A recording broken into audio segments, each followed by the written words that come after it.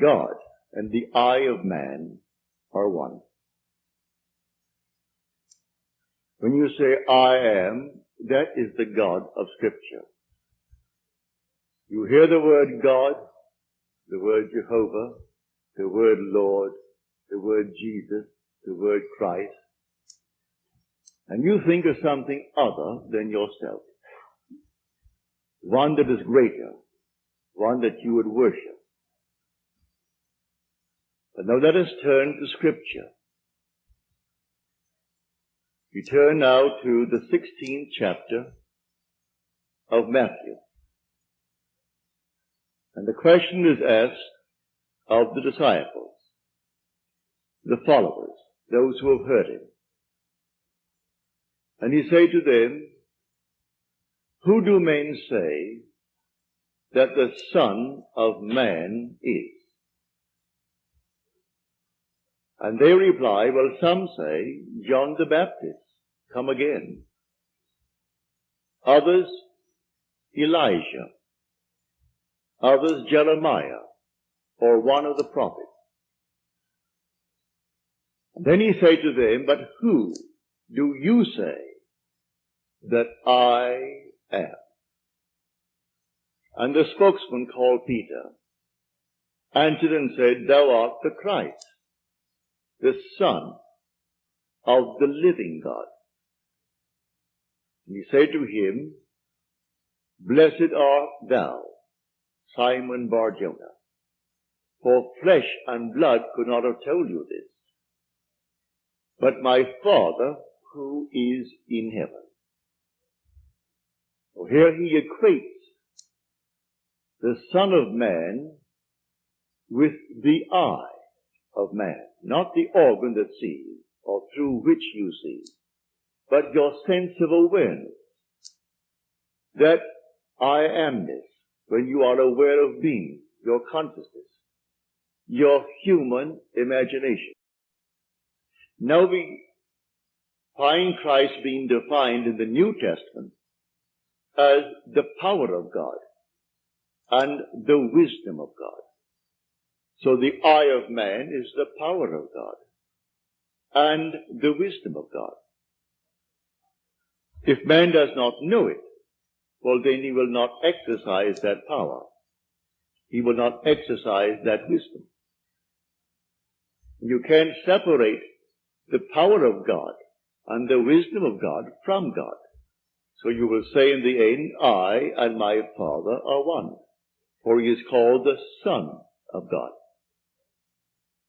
When I tell you that your own wonderful I amness is God, though prior to that you believe that you are little something, moving across the earth for a few years, 70 years, and then you will vanish, in the hope of some restoration, but a hope, no assurance. Well, now I'm going to tell you that you really are God. Your own wonderful consciousness, your human imagination, that is the God of Scripture. And there is no other God. Imprisoned as you are in these bodies of flesh, you did it for a purpose. No one has ever ascended into heaven but he who descended from heaven, the Son of Man. You'll read that in the 3rd chapter, the 13th verse of John. So here we find you are a pre-existent being. No one can ascend into heaven but he who descended from heaven, the Son of Man. Your ascension in the next verse, the 14th verse, is showing you how you ascend. As Moses lifted up the serpent in the wilderness, so must the Son of Man be lifted up. That's all imagery, and yet it is true. You descended into generation in a world of death, where everything begins, it waxes, it wanes, and then it disappears. But there's something in you, clothed in this garment, that does die. That is pre-existent. And its home is heaven, which is harmony. You gave it up completely. You aren't pretending that you're a man. You descended into man. You became man. With all the weaknesses, all the limitations, all the restrictions of man, to experience this world of death and decay. There will come a moment in time that you will ascend from this restriction, taking with you the experience that is yours because of this restriction. And you will ascend in the same manner that Moses lifted up the serpent in the wilderness. That was an adumbration. That was a foreshadowing. You will rise from the base of your spine, up your spine into your own skull, for heaven is within you. And you will rise like a fiery serpent, without any loss of identity. The form you wear, I hesitate to describe it. I will tell you that your face is human, your hands are human, your voice is human, but do not ask me to describe the body that you wear. It's infinite power, infinite wisdom, and yet it is a form.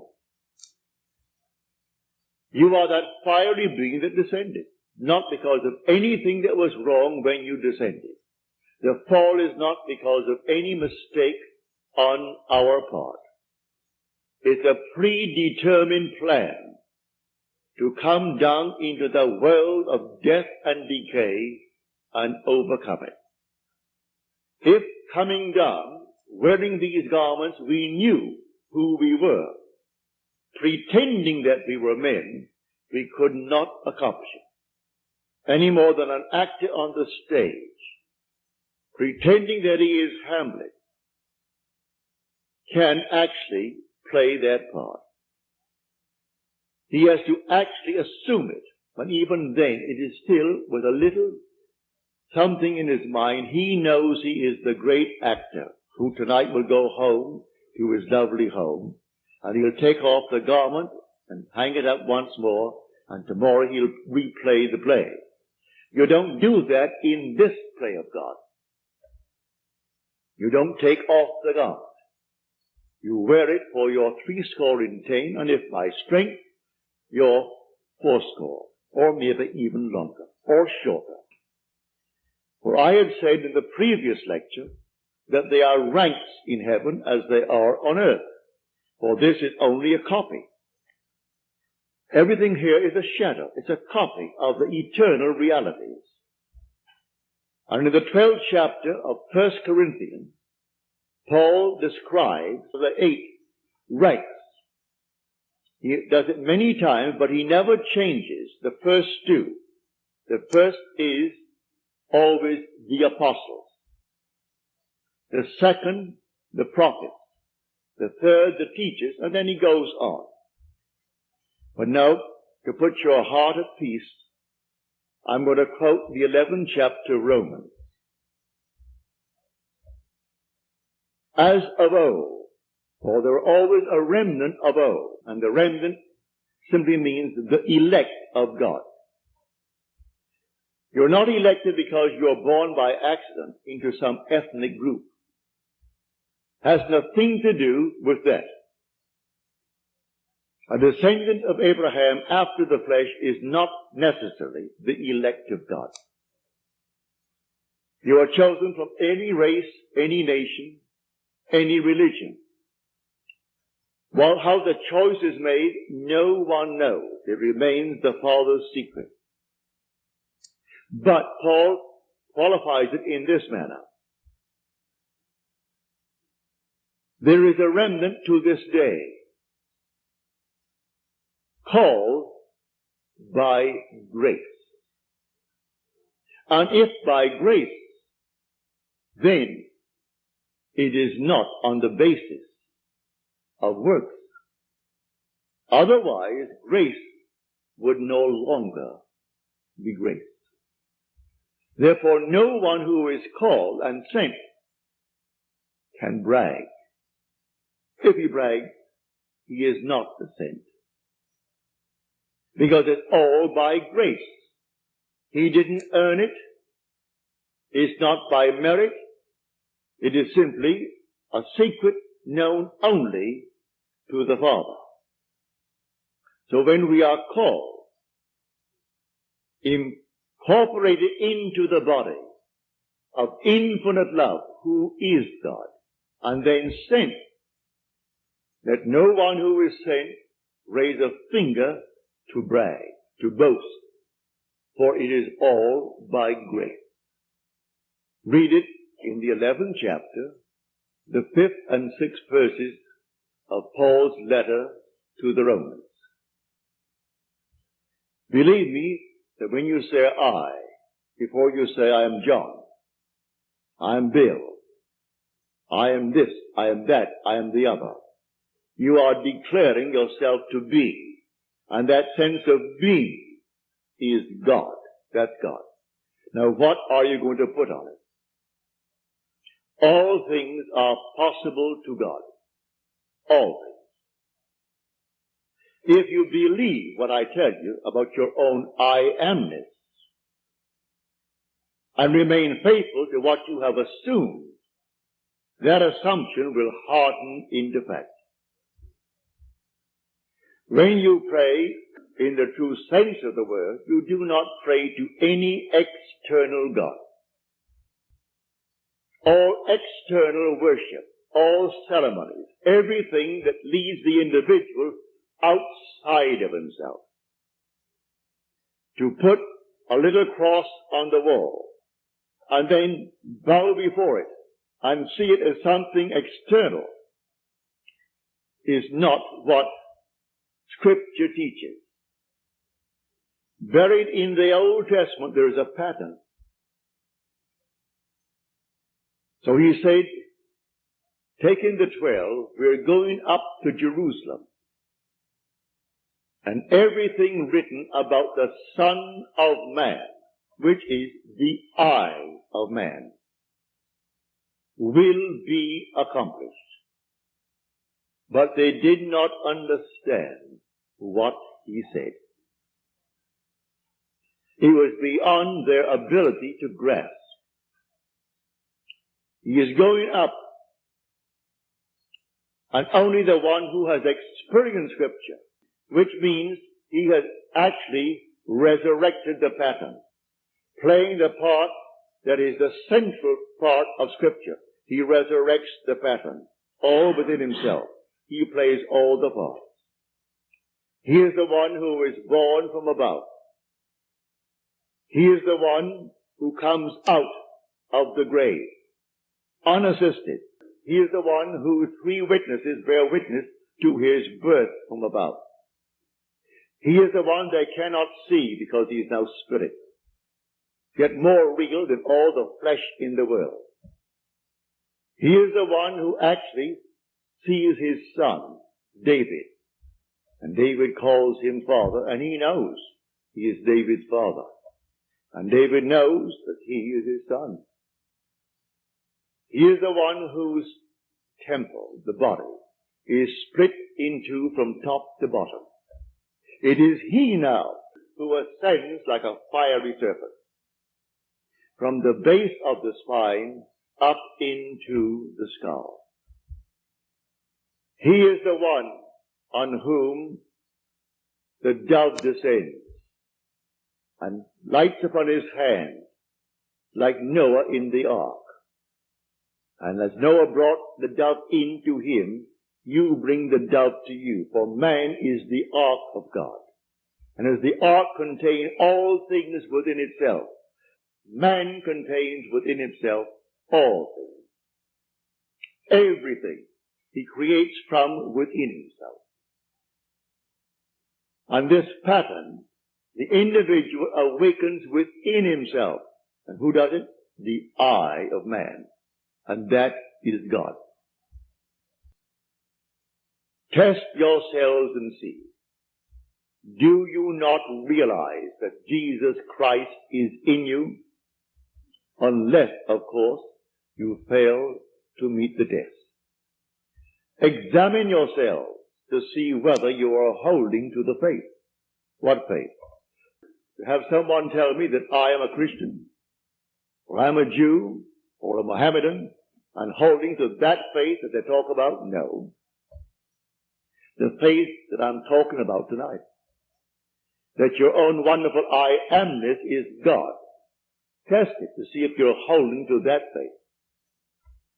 If you're holding to that faith and all things are possible to God, you should be able to prove it in the testing. Having convinced myself through experience, I have come to the conclusion that because I am aware that I am, that is God. For if by him all things are made, and without him is not anything made that is made, and I start from scratch, only imagining a state, and then I boldly assume that it is real, that I am actually experiencing that state now. And then in the not distant future, that state crystallizes in my world. Well, then I have found God.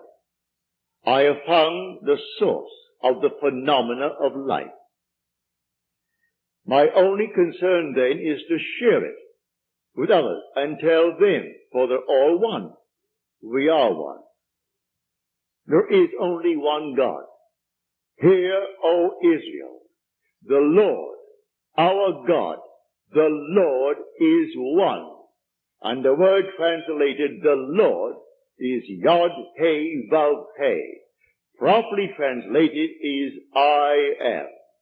When you go unto the people of Israel, and they ask you, what is his name? And you claim that the God of Abraham, and the God of Jacob, and the God of Isaac sent you. You say unto them, I am has sent me. That's my name forever. And by this name I shall be known throughout all generations. But man finds it difficult keeping the tense. And so he speaks of thou art, or he is. And he never actually comes down to the fundamental and knows that I am.